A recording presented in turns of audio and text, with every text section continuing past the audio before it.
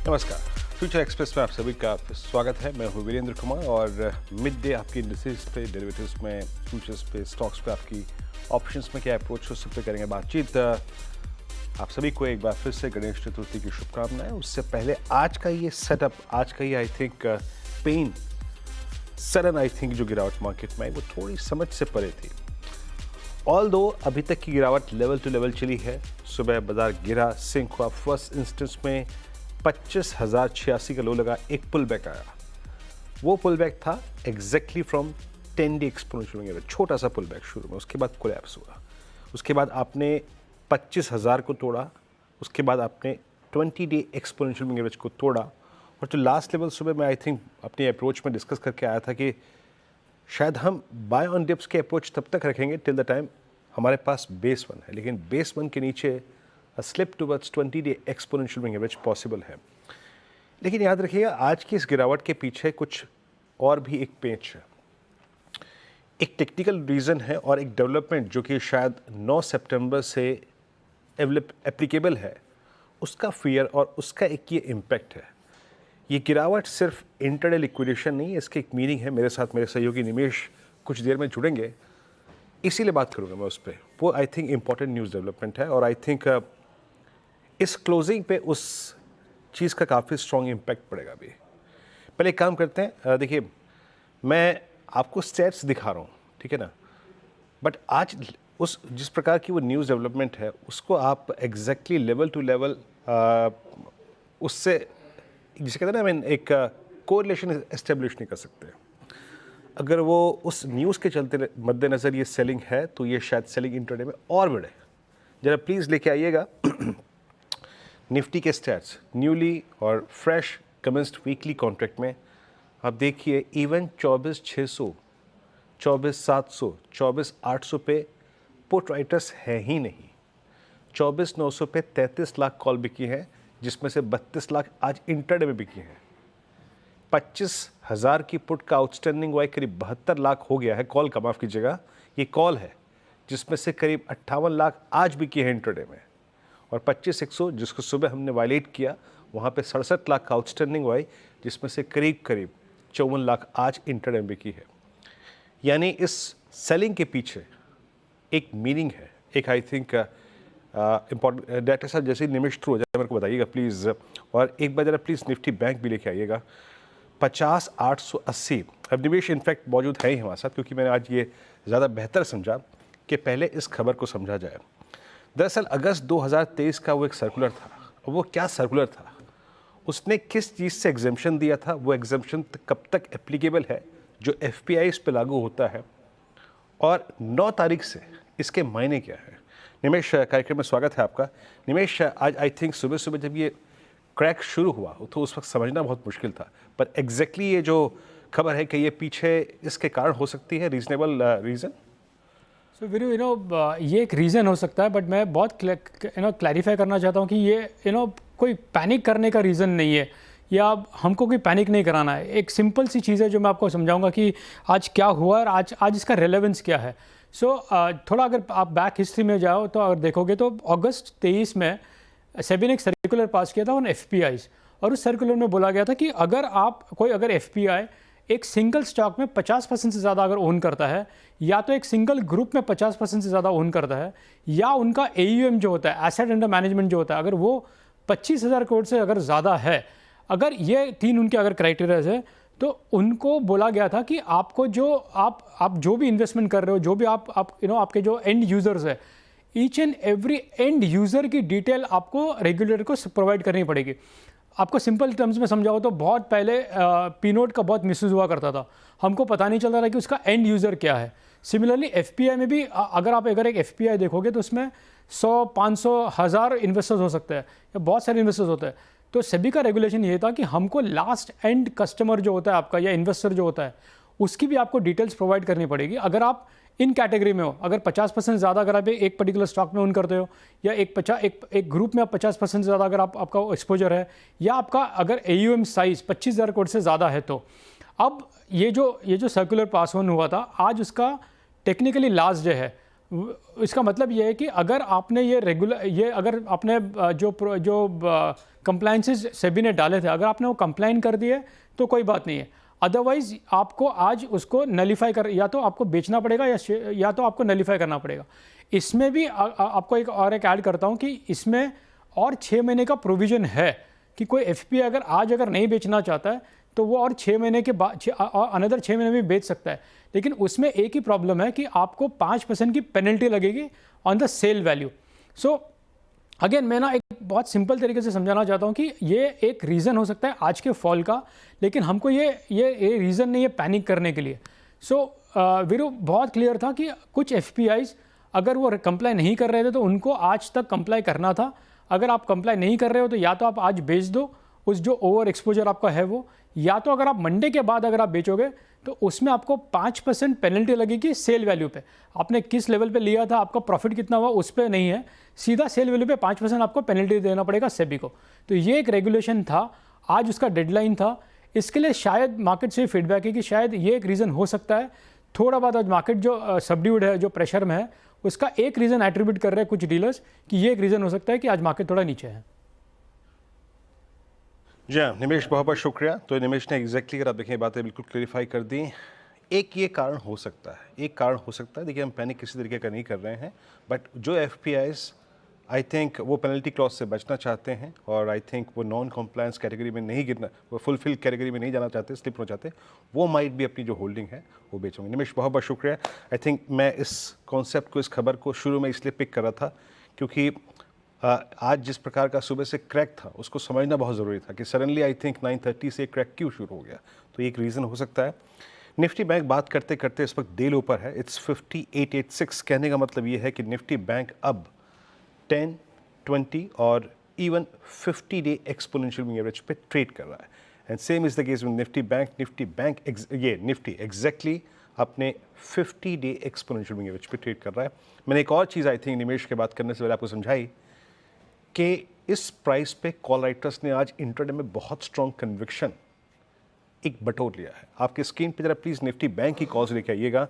Nifty bank का जो बहुत क्रिटिकल सपोर्ट था 51,200 जहाँ पे 10, 51,100 जहाँ पे 20, 50,800 जहाँ पे 50 डे एक्सपोनेंशियल एवरेज प्लेस था, वहाँ पे आप क्वांटम ऑफ कॉल राइटिंग देखिए 30, 24, 54, 21 लगभग आप समझ लीजिए 55, 65, 75 लाख, यानी इन 3 एवरेजेस के जोन में 75 लाख कॉल भी की हैं, प्लस 50,700 का पुट राइटर, वो थोड़ा एग्जिट ढूंढता हुआ, जिसके पास वैसे भी आउटस्टैंडिंग वाई कम है, और 50,800 पे कोई राइटिंग नहीं है, 50,600 पे भी इंट्राडे में कोई राइटिंग नहीं है। सो इंट्राडे में ये कहना बहुत अभी आई थिंक जल्दबाजी होगा कि इन क्रिटिकल एवरेजेस से पुल बैक आ जाए। शिवांगी, आई थिंक मैंने ये एक कार्यक्रम में स्वागत है सबसे पहले, और आपको भी गणेश चतुर्थी की शुभकामनाएं। आप कैसे रीड कर रही हैं, और अभी आप लोगों ने अपने इंट्राडे बेसिस पे क्लाइंट्स को राय क्या दी गई है आपके रिसर्च हाउस से? जी बिल्कुल, वेरी गुड आफ्टरनून और गणेश चतुर्थी की शुभकामनाएं आपको, सीएनबीसी टीम को और सभी दर्शकों को। आशा यही है कि गणपति बापा आपके ट्रेडिंग जर्नी, इन्वेस्टमेंट जर्नी और लाइफ से सारी ऑब्स्टिकल्स निकाल दे। सो अगर हम मार्केट्स की बात करें तो प्रॉफिट बुकिंग ज़रूर देखने को मिल रहा है, बट ऑफ कोर्स अच्छी बात ये है कि ओवरऑल इंडिया विक्स जो है इतने ज़्यादा पैनिक मोड में अभी तक नहीं आया है, और हम देख रहे हैं कि काफ़ी एक स्क्वीज़ हो रखा था इंडिया विक्स का, 14-15 के ऊपर हम देख रहे हैं कि ये जा नहीं रहा है। उसके वजह से ऑप्शन प्रीमियम्स जो है वो भी वहाँ पे हमने स्क्वीज़ देखा था। एंड ओवरऑल एक 24,850 का एक इम्पॉर्टेंट लेवल है जो कि होल्ड करते हुए भी दिख रहा है। ऑफ कोर्स थोड़ी बहुत रिकवरी ज़रूर देखने को मिल रही है इंट्राडे लोज से, but overall range bound movement he expected है। यहाँ से और गिरावट नहीं देखने को मिलेगी, क्योंकि एक अच्छे लेवल पे आके बेस बनाते हुए भी दिख रहा है मार्केट्स। एंड ओवरऑल अगर हम देखें तो कुछ ऐसे सेक्टर पॉकेट्स हैं जो काफ़ी अच्छा परफॉर्म कर रहे हैं, जो इंडेक्स को कहीं ना कहीं अफ्लोट रख रहे हैं। सो रेंज की अगर हम बात करें 24,850 सपोर्ट के तौर पे काफ़ी इंपॉर्टेंट वर्कआउट होगा, एंड अपसाइड हर्डल जो है 25,250 का एक इमीडिएट बेसिस पे हमें देखने को मिलेगा। दूसरी ओर अगर हम बैंक निफ्टी की बात करें तो यहाँ पे अंडर परफॉर्मेंस जो है वो कंटिन्यू होते हुए दिख रही है। एंड आज एक कई सेशंस के बाद हमने देखा 10 सेशन से अपने 50 डेली एक्सपोनेंशियल मूविंग एवरेज के ऊपर ट्रेड करा था ये इंडेक्स, पर आज टूटते हुए नज़र आ रहा है। गैप डाउन के बाद और वीकनेस भी यहाँ पे देखने को मिली है। यहाँ पे साइंस ऑफ रिकवरी बहुत कम देखने को मिल रहे हैं, तो यहाँ पे थोड़ा और वीकनेस हमें देखने को मिल सकता है। 51,000 एक मेक और ब्रेक जोन रहेगा। अगर ये ऊपर 51,000 के ऊपर मैनेज करता है क्लोजिंग के लिए, तब हम यहाँ वापस एक थोड़ी बहुत स्टेबिलिटी का स्टांस देखेंगे, और एल्स यहाँ पे थोड़ी और वीकनेस देखने को मिल सकती है। 50,750 नेक्स्ट इमीडिएट लेवल है जो कि हम देख रहे हैं वीकनेस के लिए। अपसाइड हर्डल्स के तौर पे 51,350 का एक लेवल जो है वो ध्यान रखना है। ओवरऑल थोड़ा वेट एंड वॉच करना है, स्टॉक स्पेसिफिक एक्शन ज़्यादा करना है हमें। ओके, वाकई ये बात आपने बिल्कुल सही कही और शिवांगी ने की कि थोड़ा सा स्टॉक स्पेसिफिक रहिए। देखिए कई बार क्या होता है, गिरावट के कुछ कारण होते हैं। अब वो कारण सिर्फ अब तक ऑलरेडी उस प्राइस पे फैक्टर इन हो चुके हैं या नहीं है, क्लोजिंग के वक्त और कैपिटलाइज होगी वो सेलिंग, कहना बहुत मुश्किल है। और इसीलिए मैं आई थिंक वो जो निमेश ने जो उस खबर को समझाया अच्छी तरीके से, मैंने वो शुरू में ही ले ली। तो बिल्कुल रॉबिन हुड बनने की ज़रूरत नहीं है, और अगर आपको कैलकुलेटेड रिस्क लेना भी है तो वो स्टॉक फ्यूचर्स पे लीजिए। एक ब्रेक का वक्त है और जब लौटेंगे तो बात करेंगे आज के कुछ ट्रेड्स के बारे में। याद रहिए थोड़ा सा टर्बुलेंस है मार्केट में, लाइट रहिए। 3 ट्रेड्स छोटे से ब्रेक के बाद। एक्सप्रेस में आप सभी का स्वागत है। और देखिए मैं शुरू में ही कह रहा हूँ कि ये एक बहुत नॉर्मल और बहुत ही कंफर्टेबल ट्रेंडिंग सेशन नहीं है, और जितना कम हो सकता है ट्रेड कीजिए। बट डेवलपमेंट्स क्या है स्टॉक फ्यूचर्स में, ऑप्शंस में हम बात करेंगे। शिवांगी, आपकी अब तक की जो रीडिंग है रिगार्डिंग 3 स्टॉक फ्यूचर्स, वो क्या है? आपके 3 ट्रेड्स इस वक्त गए। जी बिल्कुल, ऐसे मार्केट्स में इम्पॉर्टेंट है कि हम थोड़े से ऑफ बीट प्ले करें। यहाँ पे सबसे पहला पसंदीदा काउंटर मेरा एफएमसीजी स्पेस में है।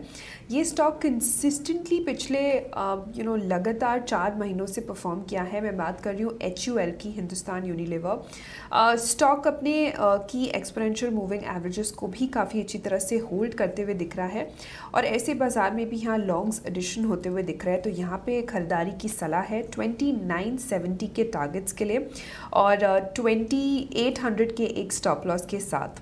दूसरा पिक मेरा रहेगा कोफोर्ज पे। यहाँ पे भी हम देख रहे हैं out of the entire pack ये एक सबसे स्ट्रॉन्गेस्ट काउंटर है इसके पूरे स्पेस में से, और इसने अपना एक प्रीवियस हर्डल जोन को सरपास किया है जो कि राउंड अबाउट 6500 के आसपास था। और हम देख रहे हैं कि यहाँ पे वॉल्यूम्स के साथ प्राइस सर्च जो है वो काफ़ी अच्छी तरह से एड अप होते हुए दिख रहा है। मंथली बेसिस पे भी हम देख रहे हैं कि काफ़ी एक अच्छे सपोर्ट के बाद फॉलो अप एक्शन है यहाँ पे। तो यहाँ पे ख़रीदारी की सलाह है, एंड नेक्स्ट टारगेट जो है वो 6900 के बनते हुए दिख रहे हैं स्टॉक में, और 6520 के एक स्टॉप के साथ। तीसरा पिक मेरा रहेगा एशियन पेंट में। क्रूड ऑयल के गिरावट में ये एक ऐसा स्टॉक है जो बेनिफिशियरी रहा है, एंड यहाँ पे एक अच्छी एक्शन भी देखने को मिल रही है। ऐसे बाज़ार में भी ये काफ़ी रेजिलेंट खड़ा है, एंड जिस तरह से इसने एक बॉटमिंग आउट स्ट्रक्चर बनाया है, डेली फ्रेम में भी एक परफेक्ट बॉटम आउट होते हुए दिख रहा है ये चार्ट। तो टेक्निकली भी और डेरिवेटिव्स वाइज भी ये दोनों ही स्ट्रक्चर काफ़ी अच्छा है, और यहाँ पे एक शॉर्ट कवरिंग मूव सितंबर सीरीज़ में ड्राइव करनी चाहिए इस स्टॉक को। एनीवे हम देखते हैं सीजनैलिटी वाइज ये काफ़ी अच्छा प्ले आउट करता है इस क्वार्टर में। तो यहाँ पे 3400 के टारगेट्स के लिए खरीदारी की सलाह है, 3200 के एक स्टॉप के साथ। ओके, मैं यहाँ शिवांगी की जो तीनों ट्रेड्स हैं वो स्कीम पर देता हूँ। एशियन पेंट्स 32 पैसे पे बाय है, नो डाउट अबाउट दैट। कोई गिरावट देखिए आपको इसमें बहुत पशुपेश नहीं होगा। क्रूड की गिरावट इसको सीधे सीधे फ़ायदेमंद, ये बाजार मान के चलता है तो इसको पिक करता है। 3400 का लक्ष्य, 3200 का स्टॉप लॉस है। ट्रेड कर रहा है करीब करीब 3270 पे। शिवांगी जी का दूसरा ट्रेड है कोफोर्ज। आज जो सुबह सुबह आईटी में 282 अंकों का इजाफा था, जब उस वक्त मिड कैप आईटी में Coforge, LTM entry, Birla soft सब बहुत स्ट्रॉन्ग मूव दे रहे थे, और HUL यहाँ पे करीब करीब 2867 का। तो बाज़ार हल्का सा स्लिप कर रहा है, जा रहा है डिफेंसिव की तरफ। शिवांगी जी एक स्टॉक और देखिएगा, दैट्स आई थिंक ACC, कल का स्टार प्राइस परफॉर्मर। आज आई थिंक अब ये चर्चा करते करते कल की हायर शेडो में ट्रेड करना शुरू कर रहा है। कल का इंट्राडे हाई जो था इसका 50 डे एक्सपोनेंशियल मूविंग एवरेज था। कैसे रीड कर रही हैं आप एसीसी को शिवांगी जी? जी बिल्कुल, 2 दिनों से एक अच्छी शॉर्ट कवरिंग मूव ज़रूर देखने को मिल रही है यहाँ पे। बट मेरा यहाँ मानना है कि जो बाकी सीमेंट के काउंटर्स है, जैसे आप जीके सीमेंट अगर फॉर दैट मैटर देख लो, तो यहाँ पे बेटर प्लेस्ड है एज़ कम्पेयर टू एसीसी। तो डेफिनेटली अगर आपको इस स्पेस में जाना है तो ये एक बेटर पिक रहेगा, बिकॉज एसीसी अभी भी अपने इम्पॉर्टेंट मूविंग एवरेजेस के ऊपर होल्ड नहीं कर रहा है और कहीं ना कहीं यहाँ पे 2450 एक इमीडिएट हर्डल बनते हुए दिख रहा है। ओके चलिए, तो ट्रेड्स पूरे हो गए यहाँ पे। एक एक्स्ट्रा आई थिंक वो स्टॉक फ्यूचर मैंने यहाँ पे कंसिडर कर लिया, क्योंकि ये बहुत अच्छा मूव दे रहा था, डे हाई पर आके ट्रेड कर रहा है। ऐसे बाजार में जब निफ्टी करीब 250 अंक नीचे है, निफ्टी बैंक 550 और 250 अंक निफ्टी आईटी। अब एक काम करते हैं, ब्रेक लेते हैं। ब्रेक के बाद जब लौटेंगे तो लेंगे आज का सस्ता ऑप्शन ट्रेड। छोटे से ब्रेक के बाद हाजिर होता है। मैं आप सभी का फिर से स्वागत है। आप देख रहे हैं फ्यूचर एक्सप्रेस। अब हम यहाँ पे ट्रेड्स पिक करना शुरू करेंगे और आखिरी ट्रेड है इस पे आई थिंक एक डेवलपमेंट है। और देखिए ये CNBC आवाज़ इसकी अगर आप देखें की तरफ से नहीं, ये रॉयटर्स की तरफ से, वायर्स की तरफ से खबर है। रिटेल निवेशकों की जो डेरिवेटिव एंट्री है उसको सख्त करने के लिए सेबी जो है वो डेरिवेटिव नियमों में कुछ तब्दीली कर सकता है और टाइटन नॉर्म्स कर सकता है। तो ये रॉयटर्स के हवाले से खबर है, याद रखिएगा, वायर के जरिए खबर आई है। आते हैं, छोड़िए अब इस खबर से बाहर निकलिए, आइए शिवांगी जी के पास। शिवांगी बताइए आज का सस्ता ऑप्शन ट्रेड क्या पिक कर रही हैं? जी बिल्कुल, सस्ता ऑप्शन के लिए आज मैंने चुना है डाबर। FMCG स्पेस काफ़ी एक स्टैंड आउट होते हुए दिख रहा है और यहाँ पे हमने देखा है कि पिछले 4-5 दिनों से एक शॉर्ट कवरिंग मूव देखने को मिली है इस स्टॉक में। और जो स्टॉक का जो पुट राइटर्स है वो अच्छी तरह से बेस बनाते हुए नज़र आ रहे हैं। तो यहाँ पे बिल्कुल ये जो ट्रेंड है वो कंटिन्यू होते हुए दिखेगी। स्टॉक काफ़ी स्टेबल है और यहाँ पे 650 के कॉल ऑप्शन में ख़रीदारी की सलाह रहेगी, 11 के स्टॉप लॉस और 24 के टारगेट्स के लिए। ओके, डाबर की कॉल ऑप्शन आपके स्क्रीन पे, ये करीब 15.90 पे ट्रेड करे, 650 की head the money call. Shivangi बहुत बहुत शुक्रिया, आप इस कार्यक्रम में शामिल हुई। सभी काउंटर्स इस पर रखिए, आपने बहुत बहुत शुक्रिया। न्यूज़ डेवलपमेंट्स बहुत सारे हैं, थोड़ा सा देख के भाल के ट्रेड कीजिएगा। यहाँ पर थोड़ा बाजार आज आसान नहीं है। खैर, आपसे अगली मुलाकात होगी आज 2 बजे कमाई का अड्डा में अनुज के साथ। तब तक के लिए नमस्कार।